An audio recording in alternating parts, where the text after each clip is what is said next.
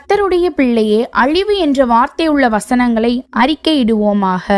அவர் தமது வசனத்தை அனுப்பி அவர்களை குணமாக்கி அவர்களை அழிவுக்கு தப்புவிக்கிறார். சங்கீதம் 107:20.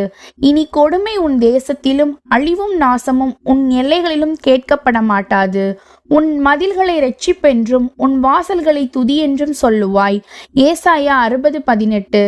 நியாயம் தீர்ப்பது நீதிமானுக்கு சந்தோஷமும் அக்கிரமக்காரருக்கோ அழிவுமாம். நீதிமொழிகள் 21:15. இனி அவர் அழிவுக்குட்படாதபடிக்கு அவரை மரித்தோரிலிருந்து எழுப்பினார் என்பதை குறித்து தாவீதுக்கு அருளின நிச்சயமான கிருபைகளை உங்களுக்கு கட்டளையிடுவேன் என்று திருவுளம் பற்றினார். அப்போஸ்தலர் 13:34. அழிவில்லாத தேவனுடைய மகிமையை அழிவுள்ள மனுஷர்கள், பறவைகள், மிருகங்கள், ஊரும் பிராணிகள் ஆகிய இவைகளுடைய ரூபங்களுக்கு ஒப்பாக மாற்றினார்கள். ரோமர் 1:23. பந்தயத்திற்கு போராடுகிற யாவரும் எல்லாவற்றிலேயும் இச்சையடக்கமாயிருப்பார்கள்.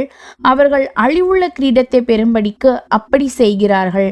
நாமோ அழிவில்லாத கிரீடத்தை பெறும்படிக்கு அப்படி செய்கிறோம். 1 கொரிந்தியர் 9:25. அழிவுள்ளதாகிய இது அழியாமையையும் சாவுக்கேதுவாகிய இது சாவாமையும் தரித்து கொள்ள வேண்டும். 1 கொரிந்தியர் 15:53.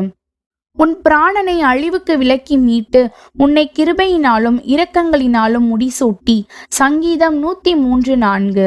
சகோதரரே, நான் சொல்லுகிறதென்னவெனில், மாம்சமும் இரத்தமும் தேவனுடைய ராஜ்யத்தை சுதந்தரிக்க மாட்டாது. அழிவுள்ளது அழியாமையை சுதந்தரிப்பதும் இல்லை.